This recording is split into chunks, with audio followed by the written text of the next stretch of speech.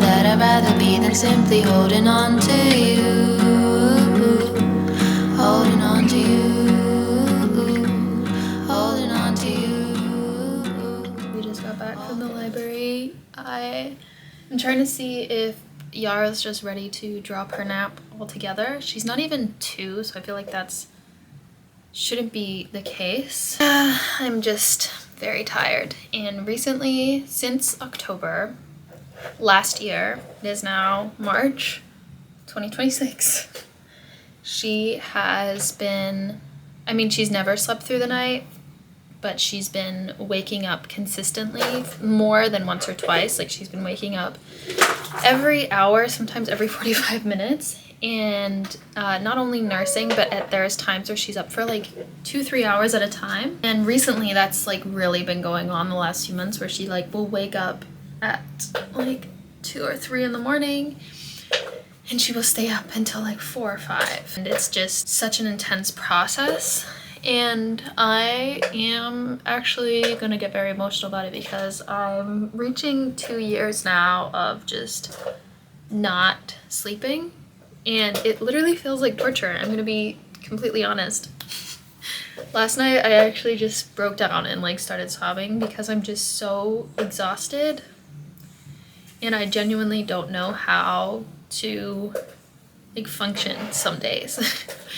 And it really hurts, because I feel like I can't really connect or communicate it with people, because when I share that like I'm just tired with individuals, they're like, well, you didn't sleep train, like that's your own fault.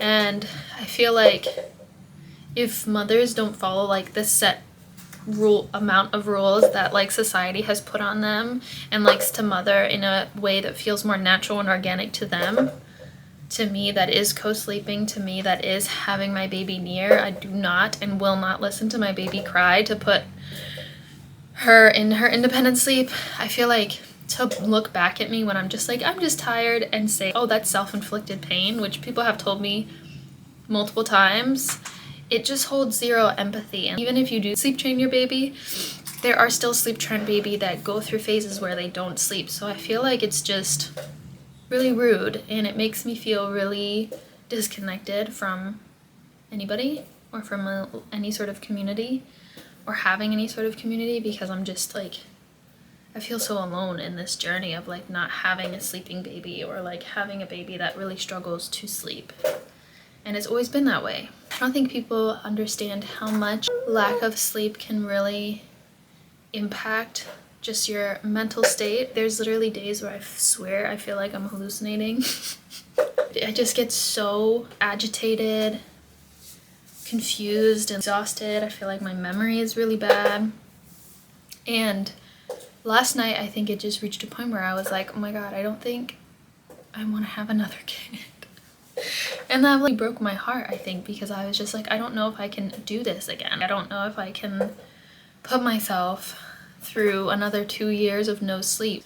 Watching the person that I've become through it, I just don't want to be that again, you know? And that really breaks my heart, because I'm always like, I've always wanted to have more children, and hopefully my mindset will change, and hopefully I'll find something that works for us. And I'm also trying to recognize that like every baby is different. I saw some of my friends repost this video, and it was like this politician had this like tiny baby strapped to her chest while she was doing her job, and the caption was boss AB. Excuse me. And like, this is what it like empowerment, like how powerful is this? And I felt the total opposite. I think society has pressured women to believe that working with a newborn or working with a little infant is boss A energy, and I totally disagree. I think we have convinced women that to be this like powerful woman, we need to be able to handle and do it all, that managing a child isn't in itself a boss B energy. And that makes me really sad and frustrated, because I feel expecting women to do all these things is so exhausting, and I feel that Respectfully, if men gave birth, they would never be expected to work the same level that women do today in the workforce with as little time off as we do. I think it's deeply rooted in patriarchal societies and consumerism, and it's encouraged women to believe to be an independent person, we need to be able to work as intensely, even post-child. Yes, baby. I just wish that, like, we gave women more grace. It is actually a proud moment, ethically correct, I feel, is like giving women the time off when they've had a baby. Like, that to me is so much more empowering, knowing that like women are entering this stage of their life and have the opportunity to come back to what they're passionate about without feeling like they've digressed in their career or they're not going to achieve the title that they want. That to me is more empowering, giving them the allocated time that they deserve. Which truly, I don't think anyone should go back to work the first year of motherhood. I think there is such a major transition, but I feel like women should be able to take the time off and feel just as empowered as they do when they're working. I don't think that work should be the definition of, wow, you doing it all because you work in this and that makes you a top tier mom. No, that's so stupid to me. We should recognize the birth in itself and motherhood in itself as tough as a job as working is, and we should not expect new moms to work, especially not put the title on it, oh, this is really what a boss bee is. No, it's not. She's tired. She shouldn't be doing that. I think I'm just struggling because I'm a working mom and this is the toughest thing I think I've ever done. All I do is I work literally all day long, and then I come home and then I cook and then I clean and then I nurse Yara to sleep and then I fall asleep and then I'm up all night and then I'm getting up before she wakes up in the morning to shower and go back to work, and I'm out the house for 11 hours. And I'm literally running on zero. And for some reason, that's praised. I don't get it. That makes no sense. Like, that it's just, I feel so deeply unsupported in society as a mom. And that weight on me, I think, hit me last night where I was just like, I can't do this anymore. Like, I'm literally, like, I miss community. Like, I miss my friends that aren't even here. Like, I don't really have that close-knit mom community here, especially moms that I feel like just deeply aligned to in our values and how we want to mother. My friends that I do feel connected to are not here. I feel like I could really just have them over all the time. We would cook for each other.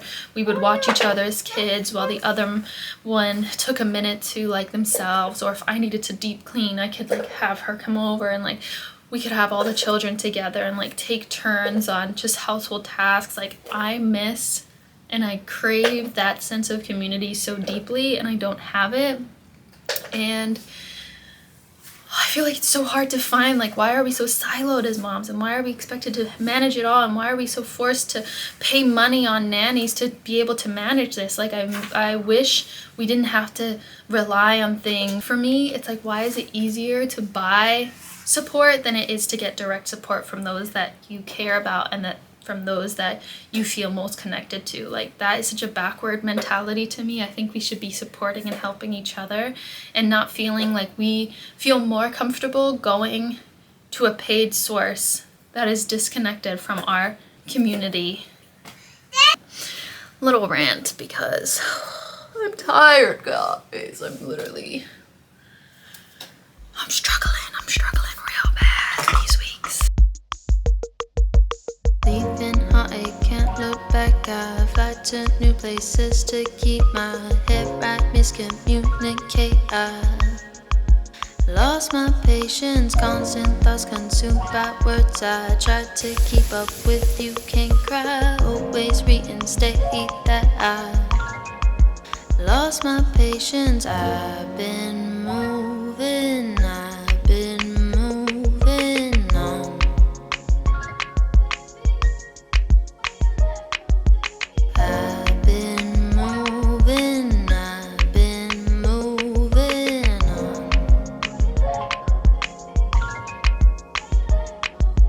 Lost in the dark, help me out. I'm suffocating on the thoughts. I can't turn all the memories off. I've lost my patience. Hold my hand out, reach up and I grasp onto that little light. I might Can't believe Just Yara's got me in this lose my park for patience. probably the last hour, just picking up pine cones.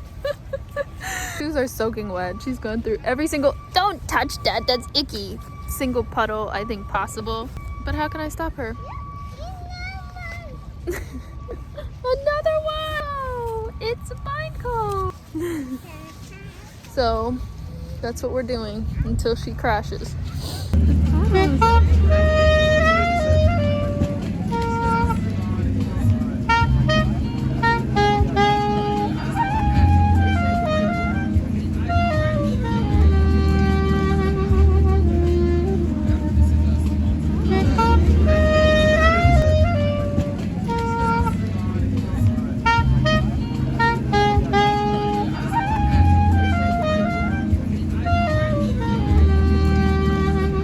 I'm genuinely getting very emotional about this because, like, to some this might seem absolutely ridiculous, but I swear I have lived here for 2 years and there's never really been birds that often sitting there. They usually sit in the trees.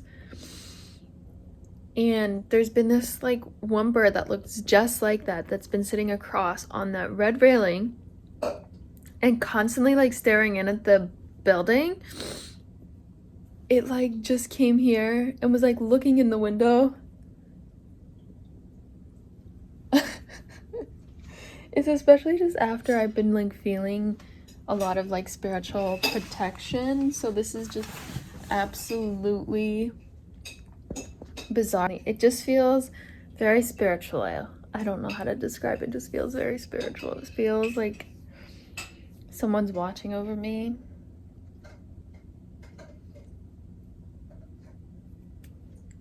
Bizarre. Also, I have been trying to finally add more pieces of art to this picture that I've been doing. Well, this random art piece that I've been doing, but I'm gonna show you guys. So I added 2 jellyfish, a little random snail, this little, like, dangly random piece there, a stingray, and I just added this, it's kind of weird looking, this eye plant thing. Honestly, I've been having real fun with it, and then this just got a little, last night I just started drawing the kind of art that I usually make in my sketchbook. Like, this is, like, I love making, like, fun little colorful stuff, and I thought I was staying on theme, and then I don't know what happened here. But, you know, I think once I color her in, she'll look kind of cool. What do you think? I like her so far. Hopefully she's not creepy.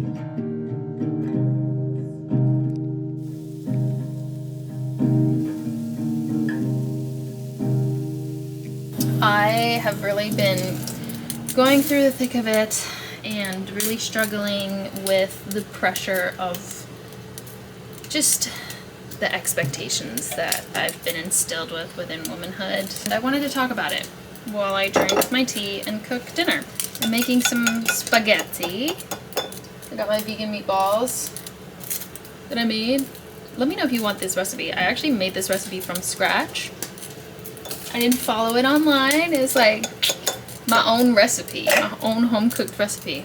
Anyway, cheers. I'm drinking red raspberry leaf tea. Like I said, I'm about to be on my bleed. My tummy hurts. I'm in luteal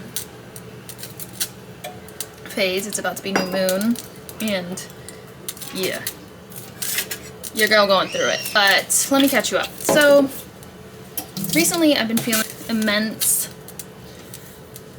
amount of pressure around womanhood, about the expectations I have as a mother, the expectations I have as a provider, an expectation as I have as a partner, the expectations that I have as a friend, just so many different pressures as a daughter. Feel this immense need to constantly make people proud, and I do care and look into the needs of others so much that I literally put myself last, and I think this is where this cycle of, like, depression just constantly comes from, because I'm constantly feeling so drained because all the loving energy that I have is given to other people.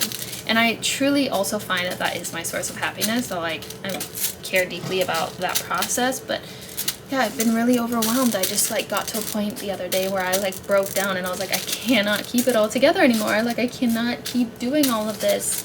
And I don't feel like I'm getting given these pressures, but I do feel like a sense of responsibility constantly to show up in a certain way, to make sure that we bring enough money into this household, to make sure that we're eating nutritious foods, to make sure that my daughter has enough clothes, to make sure that there's just so much mental load that I think women naturally carry and that they are expected to carry.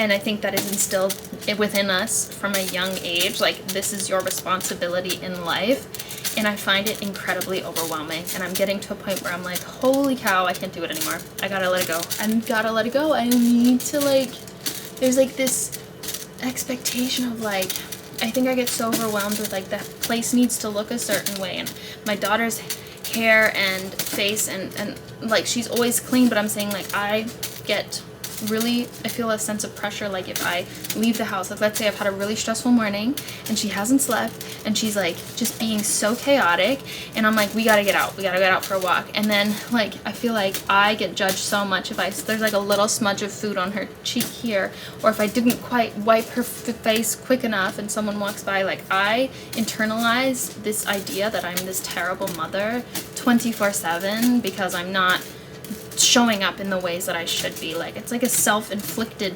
mindset that I do, and it's exhausting. And like I can't. So I've been battling that. And then the other piece is we are really in the process of choosing a new life for ourselves. I am going to talk about a zodiacs for a quick second. I'm a Sagittarius rising, which is a blessing and a curse.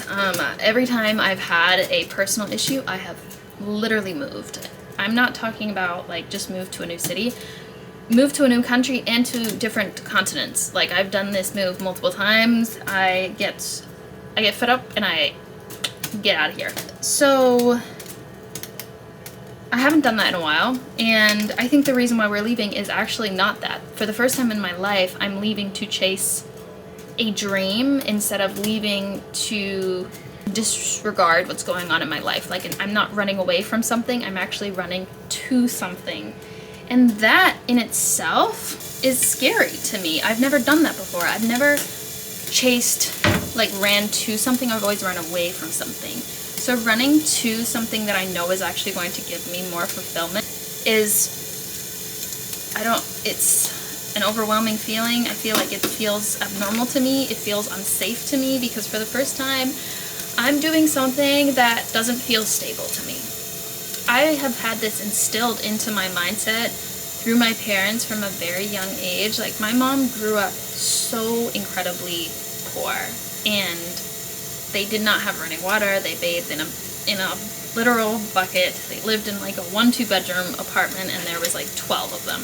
And that was it, and that's how she grew up. And so I think she's really built a miraculous life for herself and has gotten a beautiful chance of this money that I don't think she ever imagined to get the experience to have. Has built a really nice sense of stability for her, and it's exactly why she didn't have children until she was in her 40s, because it was really important to her that she had that sense of stability to her and my father. So from a young age, I've literally been instilled that like I need to have a working mentality, I need to have a savings, I need to do all these things. And I realized recently the reason why I'm so freaking exhausted is I have not ever stopped working since the age of 16. I have been working. I have been working every minute that I can get. I worked through college. I worked multiple jobs at college. I would go from one 12-hour shift to class to my next 8-hour shift at the grocery store. Like, it's all I've known. All I've known is working, working, working. Any free moment that I have is working, schoolwork, working. Then I came here. I remember I was offered a position in the US, in New York. I was offered $40K. Thought I was going to be rich. Oh my gosh, because I was making like 10 grand a year, and that was the most I'd ever made, and I was able to pay my rent and live off of that. Don't ask me how, but it's a lot cheaper over there, so of course it's like sustainable. I was sharing a house with other people, and so when I saw 40K, I was like, holy cow, I'm literally gonna be the richest person alive. I moved out here, and I quickly realized 40K was not that much, but somehow I felt rich because I'd never come from anything more than that. So for me, that was a lot of money. And I worked 12-hour shifts. I would get up at like 5:30 a.m., 6 a.m., take the train into work. I would get there for 7 a.m. and I would stay till 7:30 at night, and that would be my shift. And I would do that Monday through Friday. Sometimes I'd even do some extra admin work on Saturday and go back in the next week. I was working 60, 70-hour weeks. That was the norm. It was exhausting, and I was getting paid 40K. Let's be so for real, like ridiculous. Anyway, I got really burnt out with that job, and I do have much better work-life balance now, but I'm just exhausted. Like, all I've known is work, and so for me, stepping into this position where I'm actually taking this leap of I do not have a stable income planned is actually terrifying, and that I need to switch my role from like, you know what, I'm going to not be a provider or not have a financial income, and I'm going to hand that responsibility over to somebody else to take care of me and my family, terrifies the living hell out of me. And I don't think that is like something I'm trying to process, but I'm like, how can I manifest this life that I want if I'm so afraid of it, and if I'm not clear about what is it that I actually want? Trying to navigate this feeling of like, I know it's going to bring me peace, but why is it so scary to step into that, to step into this, like, to let go of this instilled belief that I have to work super, super hard to be happy. And like, parents are just so traditional, you know what I mean? Like, you work really hard so that you can retire. And I don't want to work 50 years of my life so that I can spend my retired years being happy. Like, I want to be happy and feel fulfilled throughout my entire life, and I want my daughter to watch me that way. So like, so many pressures. I don't know how I got onto this topic of money, but like literally that's where I've been, and that's what's been going on with me. And I am working through and navigating these emotions and these feelings right now, and trying to get to a place where I can really truly envision this life without fear, without apprehension, and understand that this is what I need. Everything that I want is what this will offer me, and I need to allow myself to step into this unknown. Like, I have to allow myself to pass over the control to another person, and I've just never done that before. I've always been in this like girl boss energy, and I've been always so proud of myself for how hard I've worked. And I think if I could go back to my teen self, to my early 20s self, I would be like, tap into your creativity. You do not need to spend all your freaking early 20s and late teens trying to save up. You don't need to focus so much on the saving aspect. Like, live your life. Like, that's what those years are for.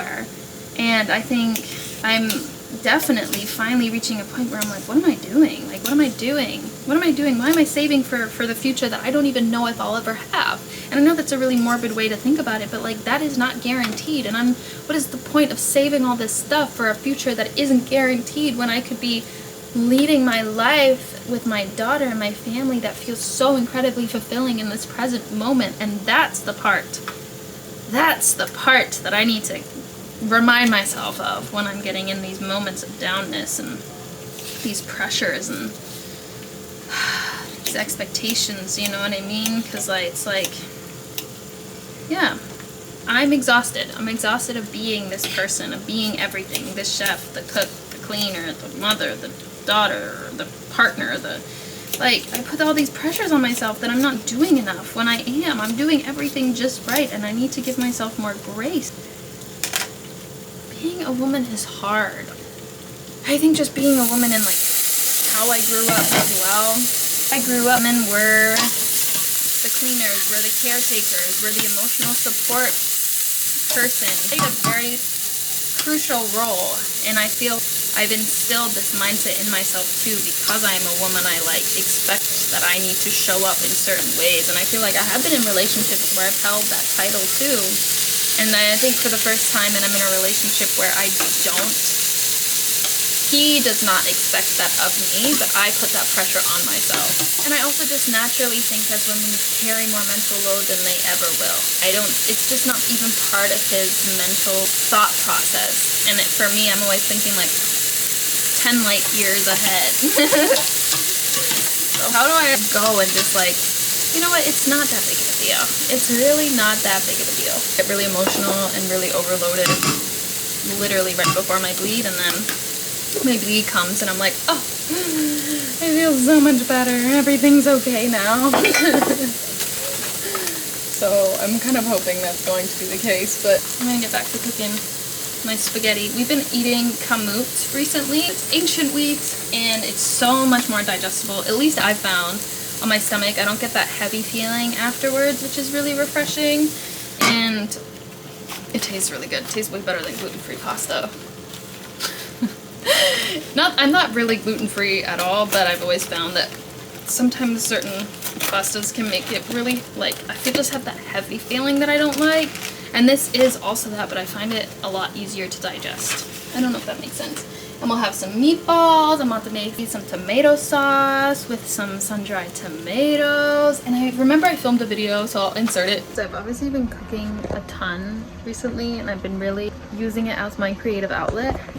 And I made these.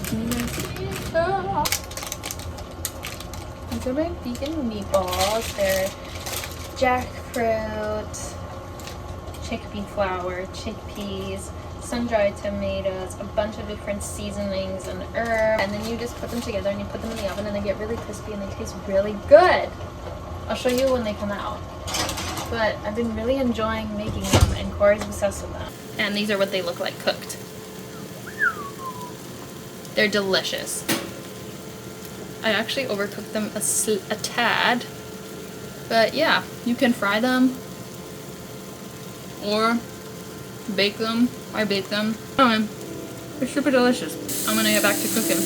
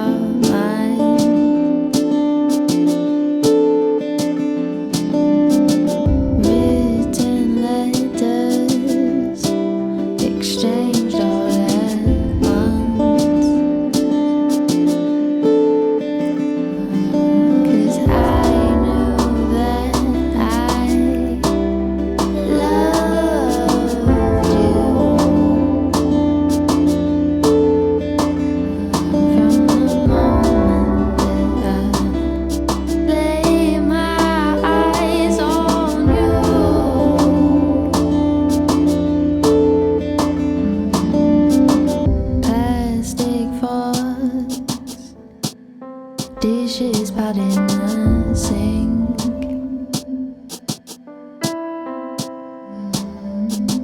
Empty pockets, belly stay full for the night. Getting sucked up by your effort. This book I've been reading, which is funny because I literally just told you, I was like, let's pull some cards, and I pulled up the Fairy of like Intuition and Manifestation, which is exactly what I've been reading. And I mean, everything is energy based. It's probably the energy that I'm outputting right now. But I'm sick and tired of saying that my life is not how I want it to be. I get what I vibe, and I'm not vibing what I want. So I gotta up my vibration into the level of what I desire. And I'm trying to reinstill that in my brain pretty intensely. So a lot of the literature that I'm intaking right now is on, one, quantum physics, because I'm just obsessed with it, but two, also manifestation, and how interconnected our outer world is to our inner state of being, which is something that I talk about all the time. Something that I feel like when I really, really focus on calming my inner state, I recognize how calm my world becomes. And I think in moments of chaos, I can get really caught up in like a loop of chatter up here and negative feelings. So I think it's also just hard, like when you're really dissatisfied with the states of your life, it's really hard to like get into a positive mindset of like, where do I want to be? And like, is it even possible? Like I start underestimating that I can achieve this level of freedom because it's just not possible. And I need to stop that line of communication within myself, because I know where I want to be. I know what I want to do. And I want to be able to be a full-time mom. I want to be full-time with Yara. I want to be at home with her. And I want my source of income to allow me to do that, because I love it. This is my favorite piece is being here with her. And I would love to homeschool her. I'd love to not have the weight of going to the office and being in the office for 11 hours a day be on my shoulders. So I would love to be here and have the opportunities to nap and clean and do things. And maybe YouTube is that. Maybe, I'm at 100 subscribers. I can't believe it. This is like a massive achievement. I'm actually genuinely shocked. I've not posted this to my social media to my friends or anything. So to like know that 100 people here, apart from a few of personal individuals that I know, but the rest are literally strangers, is absolutely insane to me, because I've just never thought I was interesting. I'm very appreciative of the fact that I know that people out there exist that have similar mindsets and opinions to me. It's like giving me hope that I can build this sense of community, and I really hope that maybe one day I can build a community with you guys and we can have like a little video call catch up or something, and we can talk about the different theories and things that we all believe in and that's been instilling a level of peace in our lives. I don't know, something I'm thinking about as my channel continues to grow. But thank you guys all for being here. I literally am so beyond grateful, and it's keeping me motivated to keep these videos coming. So